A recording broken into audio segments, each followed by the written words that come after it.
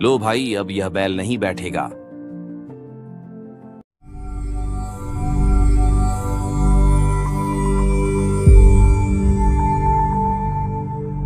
हरियाणा के एक गांव में एक हरलाल जाट नाम का किसान रहता था। हरलाल जी खेती का काम और सामान परिवहन का काम करते थे।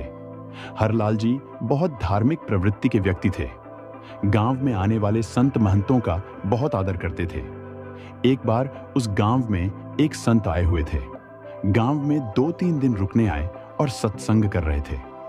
हरलाल जी संत के पास पहुंचे और कुशल मंगल पूछा। हे महात्मा जी, आप किस गांव से हो? कौन आपके माता पिता हैं? भाई, मैं तो जन्म से ही अनाथ हूं। जब कोई नहीं बचा तो घर त्याग दिया और अब परमात्मा के भजन करता हूं और अपनी भक्ति करता हूं। हे महात्मा, आप कृपया करके हमारे घर रुकिए। हमें आपकी सेवा का मौका मिलेगा और हमें भगवान की महिमा सुना देना। आपके लिए अलग से कक्ष की व्यवस्था कर दूंगा और भोजन भंडारा भी दास के घर से ही कर लेना। आपको भक्ति में कोई बाधा भी नहीं आएगी और हमारे अच्छे कर्म भी बन जाएंगे। ठीक है भक्त जी, मुझे तो 2 रोटी चाहिए, बाकी जैसा आप चाहो। हरलाल जी बहुत खुश हुए और संत को अपने घर ले आए। हरलाल जी के महिलाओं तथा पुरुषों का अलग अलग मकान थे। पुरुषों वाले मकान की छत पर बनी एक चौपाल में वह साधु रहने लगे। कुछ वर्षों बाद वह संत शरीर त्याग गए। हरलाल जी ने उनकी याद में अपने खेत में एक यादगार बना दी। कुछ वर्षों बाद की बात है। हरलाल जी के सामान परिवहन के 2 बैल थे। उनमें एक गोरे रंग का बैल कामचोर था।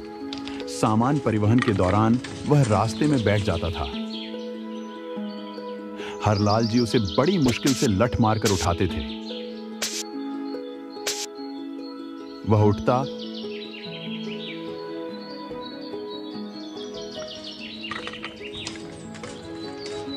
और कुछ दूर चलकर फिर बैठ जाता।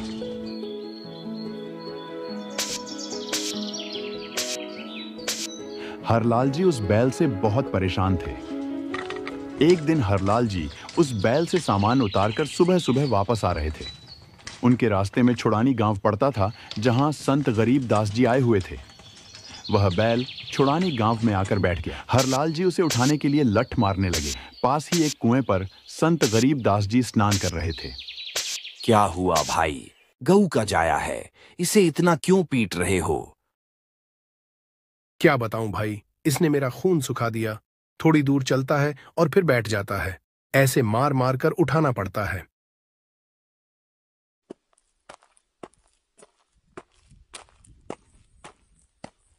संत गरीब दास जी उस बैल के पास आए और उसके कान में कुछ कहा। इतने में वह बैल झट से खड़ा हो गया। लो भाई, अब यह बैल नहीं बैठेगा। हरलाल जी को बहुत आश्चर्य हुआ। अच्छा, ठीक है भाई, ये खड़ा हो गया, वही बहुत बड़ी बात है मेरे लिए। आपका बहुत बहुत धन्यवाद भाई। हरलाल जी को विश्वास नहीं हुआ और बैल लेकर चल पड़े। वास्तव में बैल नहीं बैठा और दूसरे वाले बैल से भी तेज चल रहा था। हरलाल जी बहुत अचंभित हुए।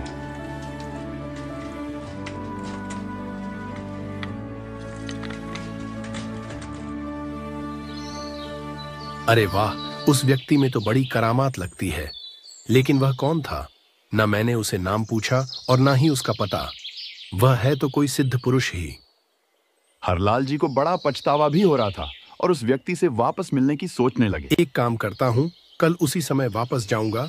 वहीं पर स्नान करने आएंगे ही, शायद वही मिल जाए।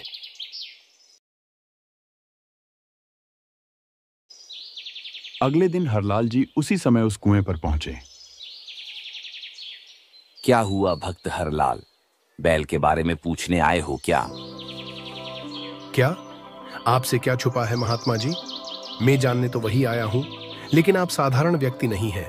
कौन है आप? आपका क्या नाम है? और उस बैल को आपने ऐसा क्या किया था? आओ हरलाल, आज मैं आपको यह संपूर्ण सच्चाई बताता हूं। आपने कुछ वर्ष पहले एक साधु को अपने घर सेवा के लिए रख रखा था। उनका क्या हाल है? हाँ जी, वो तो कब के शरीर त्याग गए। भाई, उस साधु के पास सत्य साधना तथा भक्ति नहीं थी। वह आपका भोजन खाकर सो जाता था और साधना जैसी भी थी उसे कम करता था। अब उस पर तेरा जो ऋण चढ़ गया वह बाकी रह गया है, तो उसे चुकाने के लिए आज उसे बैल बनकर आपके घर आना पड़ा है। और गोरे रंग वाला बैल वही साधु है। इसकी आदत अभी भी नहीं गई है, काम करता है कम और बैठ जाता है। एक बार मैं आपके घर गया था जब वह साधु जिंदा था। मैंने उसे सतभक्ति के बारे में बताया, लेकिन उसने अभिमान वश स्वीकार नहीं किया। उसने मुझे गृहस्थी बताया और स्वयं को बाल ब्रह्मचारी बताकर गर्व महसूस कर रहा था। अब बन गया बैल और चुका रहा है अपना कर्ज। भाई, मैंने तो उससे बस इतना कहा था कि बेटे, तूने जो इसका खाया वह चुकाना ही पड़ेगा। अब उसे लठ खाकर चुका, चाहे राजी राजी चुका दे, चुकाना पड़ेगा पूरा। उसके ये बात समझ आ गई और अब वह रुकता नहीं। हे महात्मा, मुझे आप अपना शिष्य बना लीजिए। सतभक्ति बिना जीव कितना कष्ट उठाता है। आज से मैं भी आपके साथ ही रहूंगा और सतभक्ति करूंगा। नहीं भक्त हरलाल, अपना काम भी करो, गृहस्थी जीवन जीवो और सतभक्ति भी करो। भक्ति के लिए घर बार त्यागने की जरूरत नहीं है। गाड़ी बाहों खुश रहो, खेती करो खुशहाल। साई सिर पर राखियो, सही भक्त हरलाल। भगवान की आज्ञा में रहो और सतभक्ति करो, नेक काम करो, फिर आप भी सच्चे भक्त बन जाओगे।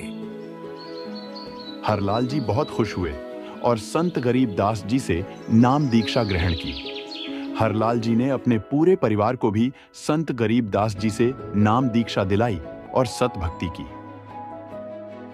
ये अनमोल ज्ञान जगत गुरु तत्वदर्शी संत रामपाल जी महाराज के सत्संगों का अंश मात्र है। संपूर्ण आध्यात्मिक ज्ञान के लिए सुनिए संत रामपाल जी महाराज के मंगल प्रवचन। आप संत रामपाल जी महाराज जी के मंगल प्रवचन संत रामपाल जी महाराज एप्लीकेशन पर भी सुन सकते हैं तथा उनके द्वारा लिखी पुस्तकें भी डाउनलोड कर सकते हैं।